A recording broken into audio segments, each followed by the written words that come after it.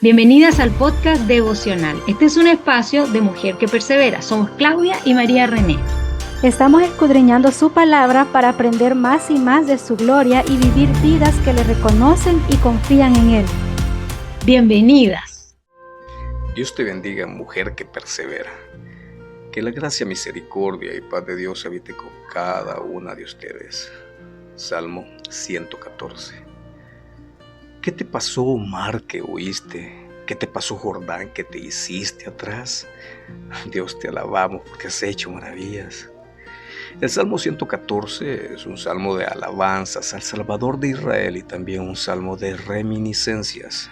Y esto porque narra las maravillas del Éxodo y la entrada en la tierra prometida, destacando el dominio de Dios sobre una naturaleza personificada a la que Dios somete y transforma en favor de su pueblo. Los salmos de alabanza son himnos de adoración a Dios por lo que Él es y por lo que hace a favor de su pueblo. Este precioso poema tiene un espíritu animado y luminoso que equilibra hasta la teología más fuerte. La adoración se construye en base a la gran salvación que Dios le otorgó a Israel al sacarlo de la esclavitud de Egipto. Versículo 1. Si lo pensamos, este himno es más como un poema moderno, muy diferente a la mayoría de los otros salmos. Cuenta con un punto de vista lírico más que poético.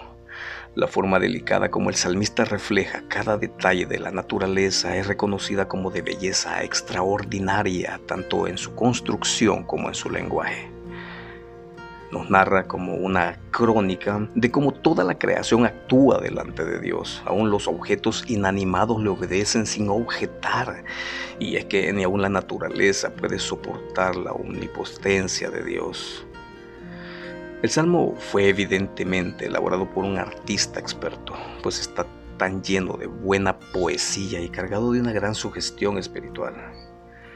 En los pocos versículos de los cuales está compuesto nos trae la cercanía de Dios y el poder que Él está ejerciendo sobre nosotros.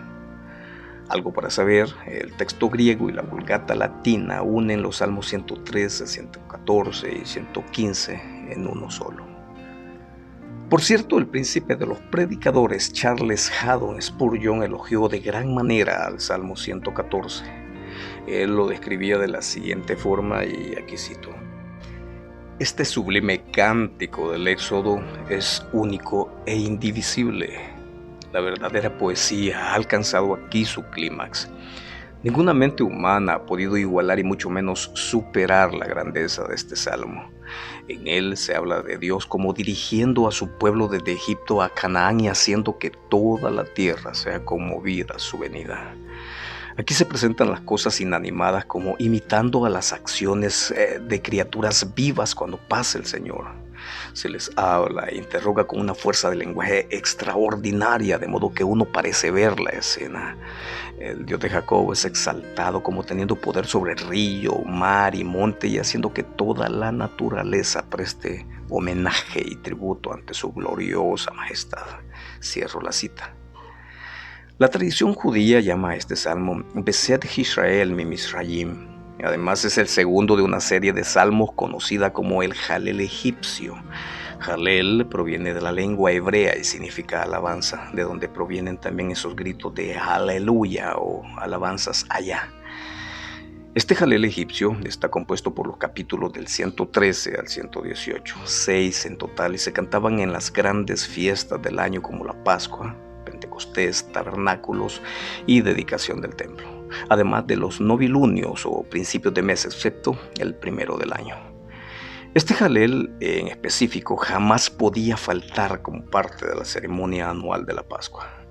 El Salmo 114 se recitaba junto al 113 en la Pascua antes que la cena estuviera servida, inmediatamente después que se había servido la segunda copa de vino y había explicadose la importancia de la celebración misma. Los salmos 115 al 118 se constituyen la parte restante del Jalel egipcio. Se cantaban después de la cena pascual y cuando se servía la cuarta copa de vino. Jesús mismo y sus discípulos siguieron este procedimiento en la que hoy conocemos como la última cena del Señor. Véase Mateo capítulo 26, versículo 30. El Salmo 114 se divide en 3 estrofas o movimientos. El primero va desde los versículos 1 al 2 y lo que encontramos es una celebración de la gran redención de Israel de la esclavitud de Egipto. La segunda estrofa la conforman los versículos del 3 al 6 y prácticamente esta vendría a ser una clara caracterización de todos los enemigos de Israel. Y para finalizar encontramos una preciosa celebración al Señor de toda la tierra, porque Él redimió a Israel. Versículos del 7 al 8. Disfrutemos entonces de la primera estrofa. Cuando Israel, la casa de Jacob, salió de Egipto, del país extraño, Judá llegó a ser el santuario del Señor, Israel llegó a ser su dominio. El salmista inicia reconociendo una redención y morada para su pueblo, y es que cuando el Señor redime viene a quedarse. Al separarnos del mundo nos separa para sí mismo. El Salmo va más allá de una mera realidad topográfica, es decir, no se refería a que el santuario donde él mora estuviera en Judá, sino más bien Judá, el pueblo mismo se convirtió en el lugar donde él viviría. Lo mismo pasa con nosotros, su iglesia, porque dice en 1 Corintios capítulo 3, versículo 16, ¿no saben que ustedes son templo de Dios y que el Espíritu de Dios habita en ustedes? O en el capítulo 6, versículo 19, que dice, ¿acaso no saben que su cuerpo es templo del Espíritu Santo, quien está en ustedes y al que han recibido de parte de Dios? Ustedes no son sus propios dueños. Note que cuando Israel salió de Egipto, el Señor estableció su tabernáculo entre ellos y les manifestó su presencia. ¿Y qué ocurre ahora cuando el Señor Jesús saca a su pueblo de Egipto, o sea, del mundo? Lo que ocurre es que se cumple la dulce promesa. He aquí, yo estoy con vosotros todos los días hasta el fin del mundo. La segunda parte, que corresponde al versículo del 3 al 6, dice, cuando el mar vio a Israel, huyó, y el río Jordán se hizo atrás. Los cerros y las montañas saltaron como carneros y corderitos. ¿Qué te pasó, mar, que huiste? ¿Qué te pasó, Jordán, que te hiciste atrás? ¿Qué les pasó, cerros y montañas que saltaron como carneros y corderitos? El mar lo vio y huyó. Como otros lugares de la poesía hebrea, el salmista personifica la naturaleza y la describe presentándole a Dios un gran temor y reverencia. De la misma manera que Horn se cuestiona, deberíamos nosotros también cuestionarnos.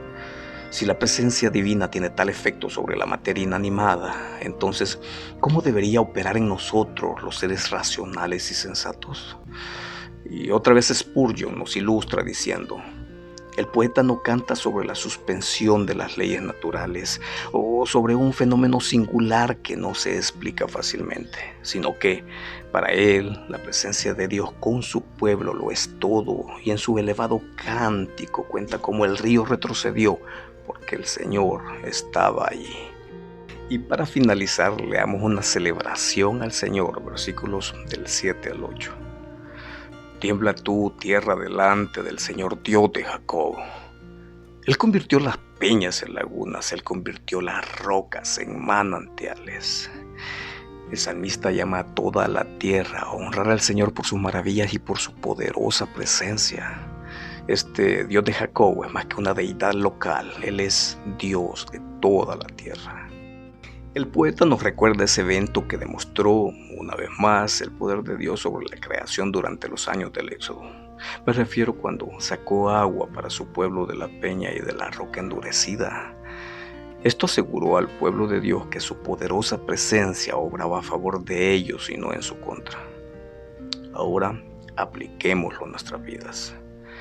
El deseo que el salmista pretende conseguir con este salmo es sencillo. Lo que desea es exhortar a sus oyentes a alabar a Dios que les ha dado salvación mediante hechos poderosos.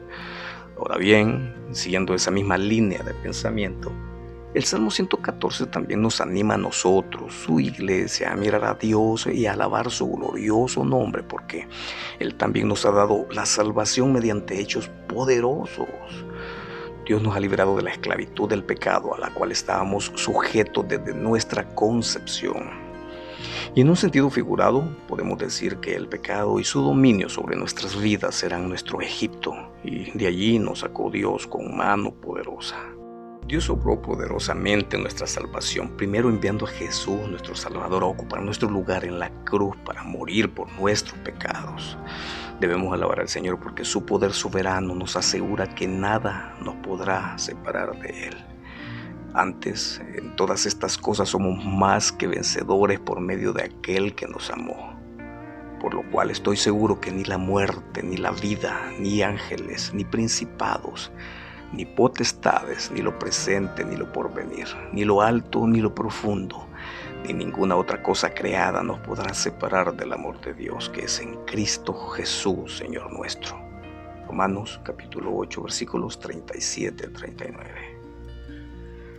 Dios es tan grande y poderoso que ni aun la naturaleza puede soportar su gran poder.